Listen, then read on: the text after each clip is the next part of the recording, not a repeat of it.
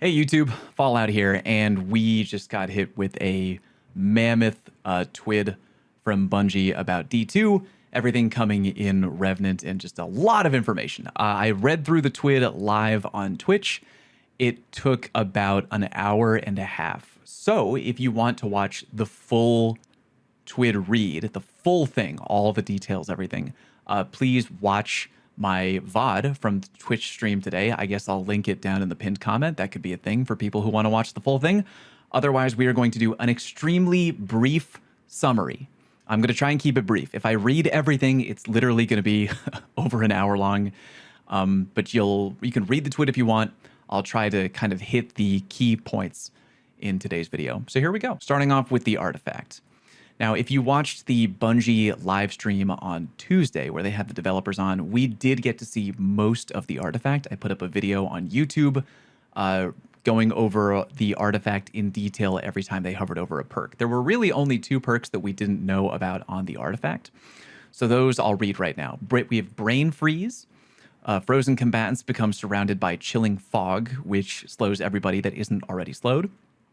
And then weapons with the Dark Ether Reaper origin trait deal more damage to frozen combatants. And then we have Supernova. Picking up a Void Breach causes your next source of void damage to create a large weakening pulse. I'm really excited about Supernova. I use the Buried Bloodline exotic sidearm a lot. Like, a lot. So that will be a phenomenal thing to combine all together. Again, if you want to read through the rest of the artifact, either check the TWID or watch my video from the other day that goes over each and every artifact perk. Moving on, we are going to get to exotic armor tuning for episode 1 Revenant, and there's a lot here, so again, I'm going to try to summarize. Starting with the hunters. They are getting changes made to Lucky Pants, and it seems that what Bungie is trying to do here is that they're actually trying to make Lucky Pants more of a tempting option in PvP, kind of trying to tempt hunters to take off the Stompies. Now gives a movement bonus, including increased slide distance and sprint speed, but only if you have a hand cannon. Airborne effectiveness is active if you have a hand cannon. No longer requires the hand cannon to be matched to your super damage or kinetic to receive the PvE damage buff. And out of luck cooldown will only trigger if you reach 7 stacks of PvE damage buff before swapping off the weapon or time expires. Maximum damage has been decreased from 600 to 450. So again, they're trying to make it more tempting for people to use Lucky Pants over Stompies in PvP. Very interesting change, by the way. And lowering the ceiling a bit in PvE damage-wise, but making it more easy to approach the Lucky Pants in general. Young Ahamkara Spine. Bungie feels regret that they maybe went a little hard in nerfing it in the PvE department. So they're kind of walking that back a little bit. You will now get 33% grenade energy in PvE and 8% in PvP. I wish it were only PvE and don't give anything back to PvP because Young Ahamkara went really hard, but that is what they're doing for right now. So rejoice if you are a Young Ahamkara PvE user. Okay, Blight Ranger and the Raiju's Harness are kind of interesting changes here. So what they're doing is that they're trying to tone down the amount of orbs you can do with Blight Ranger, because that was kind of becoming a problem. They've taken the elements of the Raiju's Harness and put them into the Blight Ranger. So as you can see here, added the ability to cancel your Arc Staff super when equipped, damaging and blinding nearby enemies, and granting a Tier 4 Arc weapon boost. Damage dealt by this effect scales based on the number of projectiles reflected prior to canceling. No longer creates orbs of power when reflecting projectiles with Arc Staff. Reflecting projectiles now instead directly refunds super energy, extending the duration of your super. I don't know if that is going to be enough for me to consider the Blight Ranger. I think I'm just going to rock the Foe Tracer, to be completely honest, but that is what it is. Raiju's Harness. So they're rebuilding Raiju's Harness because a lot of it got moved into the Blight Ranger rework. So they have a full reworked behavior of the exotic traits. Activating Gathering Storm calls down lightning on all nearby targets, jolting them while also amplifying allies. Not bad.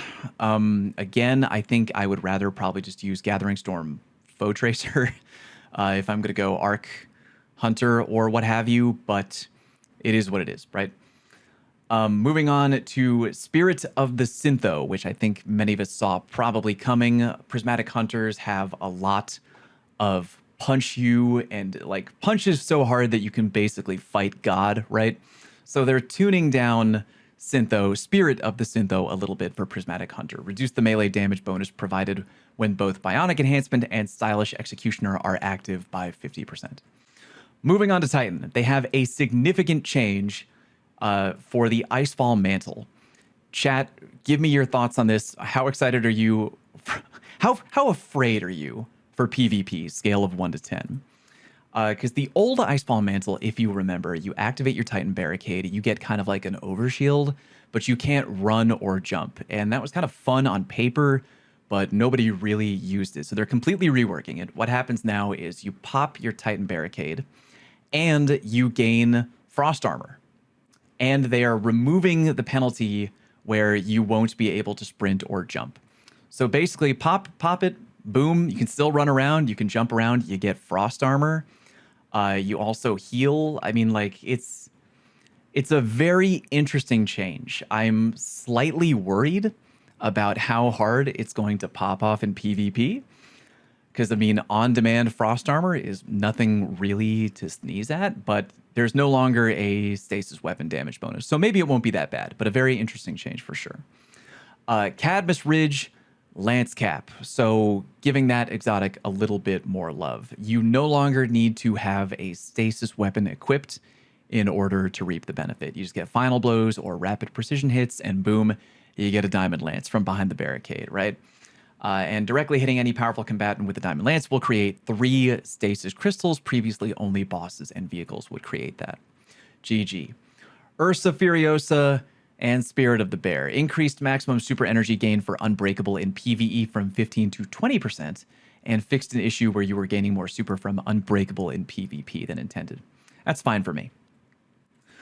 Falling Star. This will tie in a little bit later to some changes further below about super damage changes a wee bit.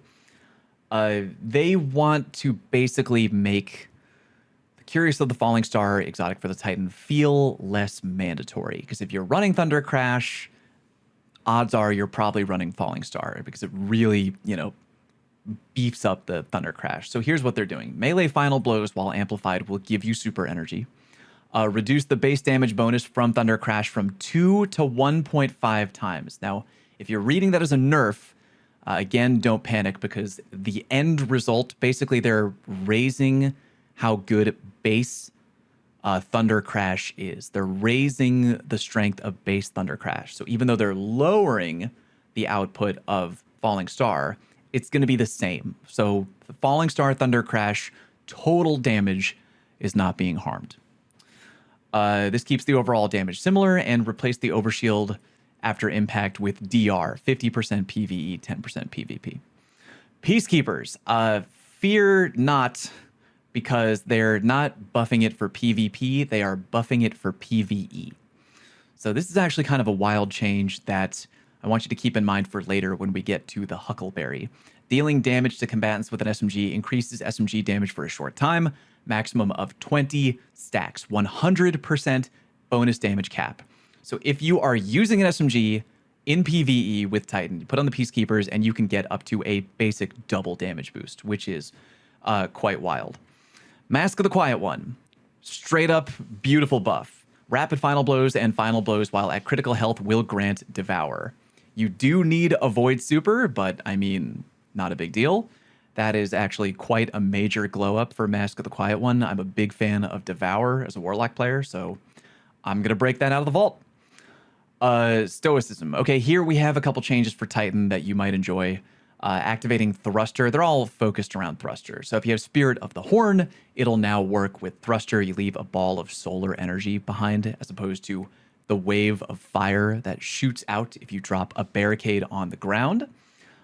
Spirit of Alpha Loopy. Activating Thruster will work with Alpha Loopy. You thrust, you heal. GG. And Spirit of Hoarfrost. Activating Thruster spawns a pair of stasis crystals. TLDR, making Thruster better by working with more exotic armor things. Okay, moving on to the Warlock changes, which we are definitely not re-recording for YouTube, starting with the Ballador's Wrath Weavers, which I still don't think I'm going to wear, despite the buff from Bungie. Adjusted the Hearts of Ice perk to increase the shatter damage of targets frozen by Shadebinder, super projectiles by 100%, regardless of who breaks them out.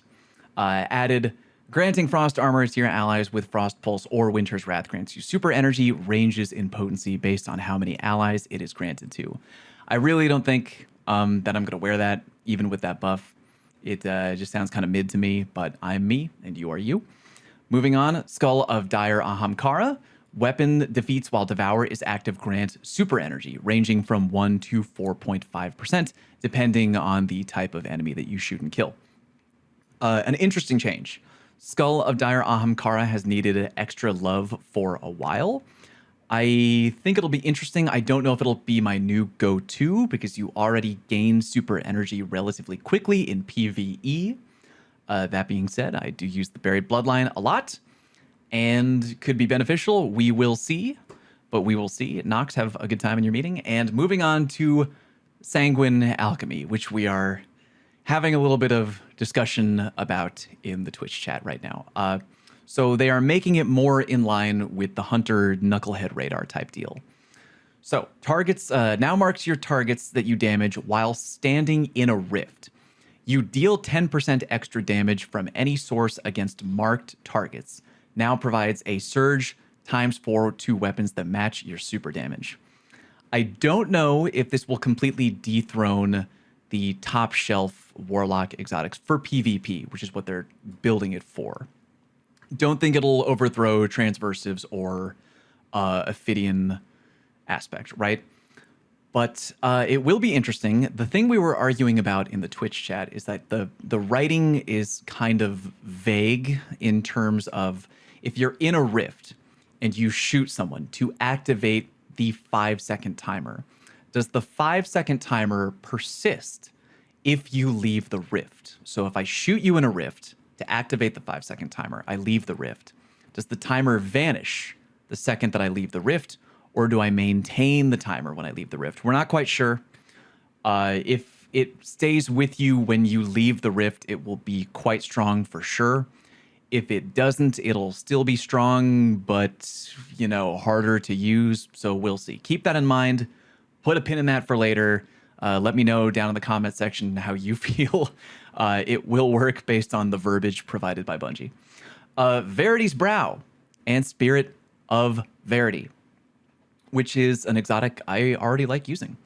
The first stack of death throws now gives a plus 40% grenade energy in PvE, up from 20%.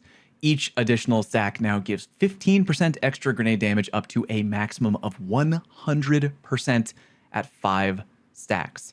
That is a great change. I really already enjoy using Verity's Brow. I made a video not too long ago about underappreciated exotics, and Verity's Brow was on it. Cenotaph. Damaging a vehicle boss or champion with a trace rifle will again visually mark the player. For the player using Cenotaph, good change. Don't know why that was done in the first place. Glad they walked it back.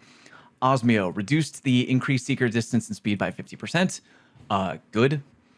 Speaker Sight. 6 instances of healing a damaged ally in Crucible will spawn an Orb of Power. And they did that to make sure that the Speaker Sight isn't being abused in PvP with the orb generation factor, which makes sense to me. Next part of the TWID, we have the super damage exotic tuning. And Bungie actually kind of gets a gold star here from me because they are outlining basically from top to bottom. Here are the most damaging one and done super options in the game. At the top, we have Falling Star Thunder Crash, top of the heap. Number 2, Pyrogale and Burning Maul.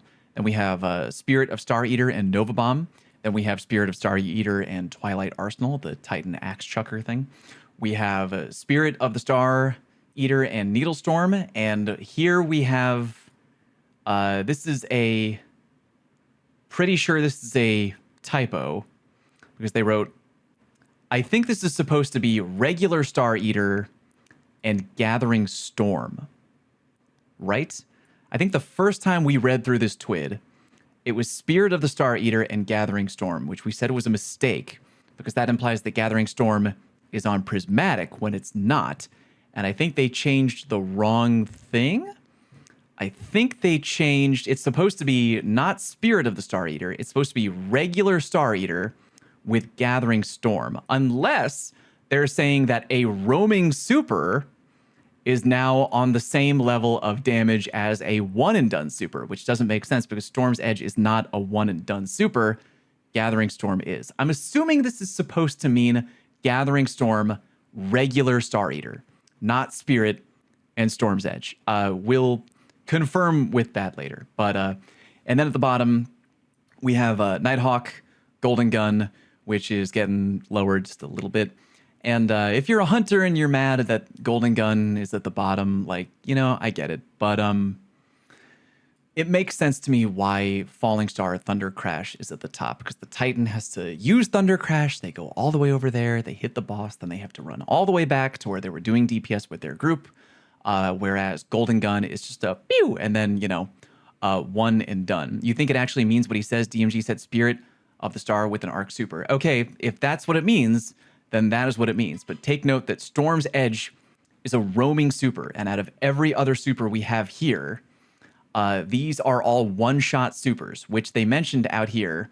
One-shot super abilities. Storm's Edge is not a one-shot super. It is a roaming super. So it's still, I think there was a mistake. I'll try to clarify that in the pinned comment. I'm pretty sure they mean Gathering Storm, not Storm's Edge. But I digress. Okay, mentioned earlier the Falling Star. They are lowering the potency of the Falling Star, but they're raising the potency of Thunder Crash, so the overall damage will not change. Pyro Gale going up by 10%. Spirit of the Star Eater, Nova Bomb going down a little bit. Thunder Crash going down a little bit. You know, again, just take a screenshot of here are the best damage supers in order from the top down. That is really the main takeaway. All right, moving on, we come to weapon tuning and weapon archetype changes and stuff like that. So to give a brief overview, starting with just regular, you know, gun weapon damage in PvE, auto, scout, pulse rifles, SMGs, sidearms, and hand cannons are getting their damage tweaked a little bit, encouraging that you spend more time aiming at the head. So they're increasing critical hit damage from 5 to 7%, depending on the weapon frame, and they are decreasing body shot damage between 5 and 7%, depending on the weapon frame. Heavy burst pulse rifles, aka a 2-burst pulse rifle, like the Graviton, you know, Revision 0. Those are getting an RPM buff to make them more appealing in PvP, which is interesting. I'll try that out. And they're decreasing in PvE the damage for legendary weapons in that subfamily.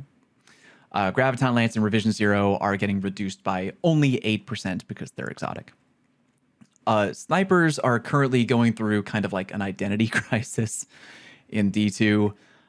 So Bungie is trying to make them more appealing by bumping up the damage factor for minors, majors, mini-bosses, and champions by a notable degree. And they're noticing that in PvP, you know, people are less interested because the visual flinch is so jarring. So they're reducing the camera roll against players by 10%.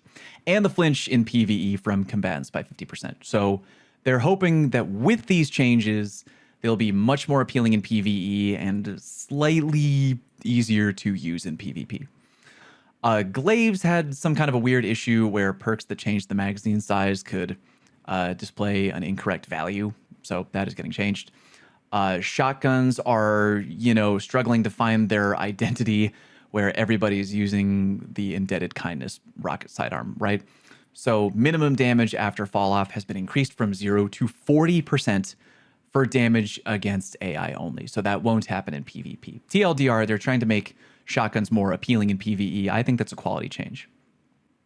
Rocket-assisted sidearms are really good because you can basically use them like a primary weapon, even though they're not. So they are reducing reserve ammo by 25%, which is kind of rough. I do get it, though. I do get it. Trace rifles. Kind of worried about this one. They are improving, you know, the ammo in PvP at base from 25 to 29. I do worry about that for a reason that I'm not going into, but it involves cheaters. But hopefully they're keeping an eye on that. Adaptive machine guns are strongest and the high impacts are left out in the cold. So they are increasing critical hit damage by 4%. Great. Heavy ammo grenade launchers. There are some significant changes to grenade launchers coming. I may have to do a little number crunching, but let me see if I can just quickly summarize. They are decreasing damage from the detonation by 5%, and they are increasing projectile impact damage correspondingly. So the goal is to hit a target directly with a grenade launcher shot, as opposed to just kind of like spamming them spamming the room and yada yada. You're focused on hitting the target directly with the grenade. And again, the total damage remains the same. They're just changing how the detonation versus the impact damage works on paper. And in PvP, they are getting buffed, which is cool because it means I might be able to use my blast Batu in PvP again. And rapid fires are getting basically just a flat buff by 7%. I don't know if that change alone will make them kind of like the new archetype to use for grenade launcher DPS. I got to talk to a couple number people, and I'll get back to you on that one. Okay, on the next part regarding PvP weapon micro tuning, thankfully I can skip this because this was already covered in a previous TWID.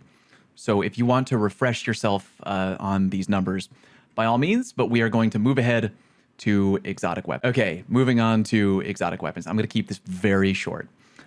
Choir of One, Bungie is toning it down in PvE because it's super hot fire, and they're trying to make it more appealing in PvP. If you want to read the details, again, you can check the TWID. Huckleberry, big buff. Now fully reloads on kills, replaces Catalyst with kinetic tremors. Huge.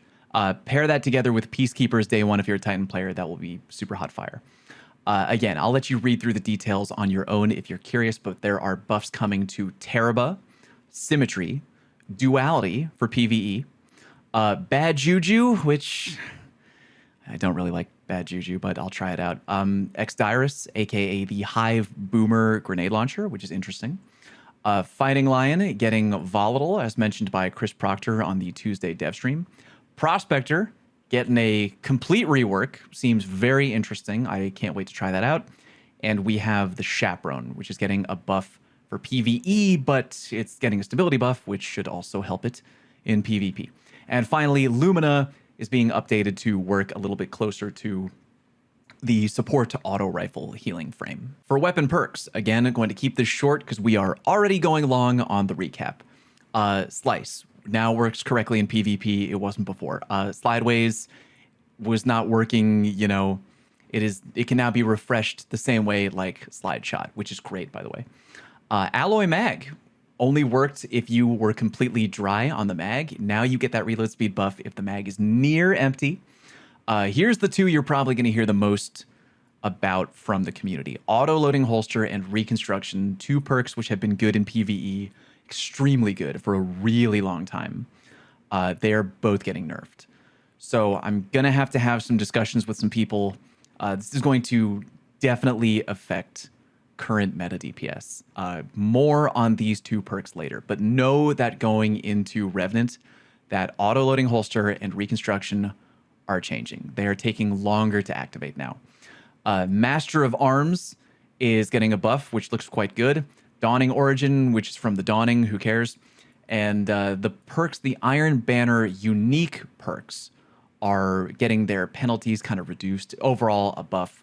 I am looking forward to using those perks now in PvP. Moving on, we come to the changes to weapon mods. So they are adding new weapon mods into the game, and many of them look quite good. Some of them are actually just taking two weapon stats and just raising them both. Like, for example, ballistics will give you better range and stability by 6 each, which is nice.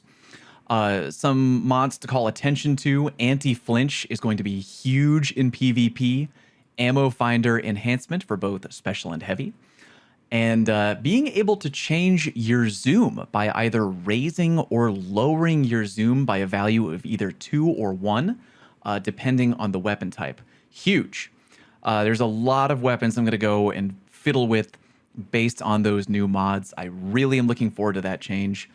Synergy, escalating chance to spawn a subclass Bauble. like a, like a Void Breach, or you know what I'm talking about. Matching the weapon's damage type, and if you have a kinetic weapon, you can spawn an Orb of Power. Synergy will be a great perk for PvE, a great weapon mod, excuse me. And then Stun Loader, partially refill the mag on stunning a champion. GG, easy. Okay, moving on. We're talking about new weapons coming in Revenant.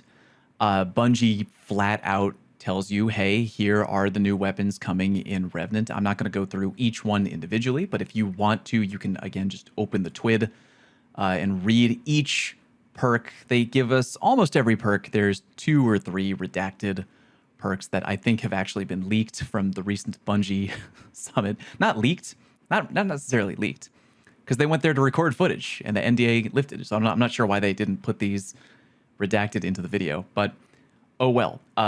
Here are the weapons if you want to go through each and every one of them for the new episode. Moving on, they talk about crafting and seasonal weapon grinding and crafting. So they think that they want to lean more into what we did in Into the Light, aka grinding for Brave Arsenal weapons via the attunement system. And they want to lean more into that moving forward. So they're going to try to, they're not getting rid of weapon crafting.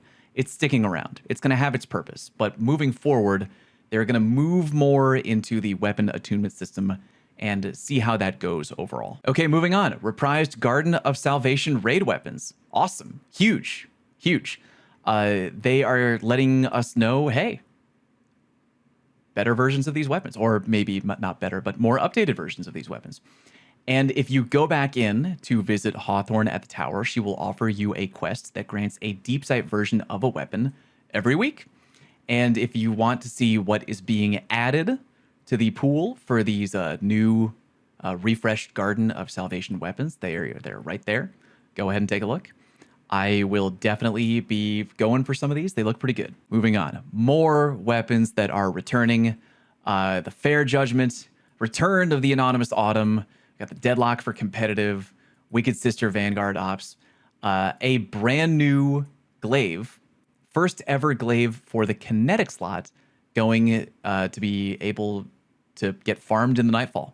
So if you've ever wanted a glaive that didn't go in the energy slot, well, there you go. Go farm the rank angle. You got the Plug 1 and the Bygones. Can't forget that. The Bygones is coming back to Gambit. Big news. Get excited. 2 more sections to cover. We got new Iron Banner stuff. There is the armor. I think that the Warlock has a Dickhorn helmet. My chat disagreed with me. You make up your own minds on that one, but we have a new rocket frame sidearm, a stasis rocket frame sidearm coming down the pipe, and your eyes do not deceive you. It rolls with Impulse Amplifier, Loose Change, Chill Clip, which will be hot, and Bait and Switch on a rocket sidearm, which is kind of weird, but whatever. And then a Archon's Thunder machine gun. Who cares? Almost done. 2 things left to mention. 1, Bungie is revamping the inverted Spire strike. They're going to make it harder and better and whatever, more Vex themed with wyverns. Yay. And then the final thing to take note of is the Discord quest. So starting on October 8th, if you play D2 for 15 minutes while on Discord, you will get a code for a unique shader. If you want to read more information about that, go ahead and read it right there in the TWID. But yeah, 15 minutes in Discord on October 8th. New shader, GG, no re.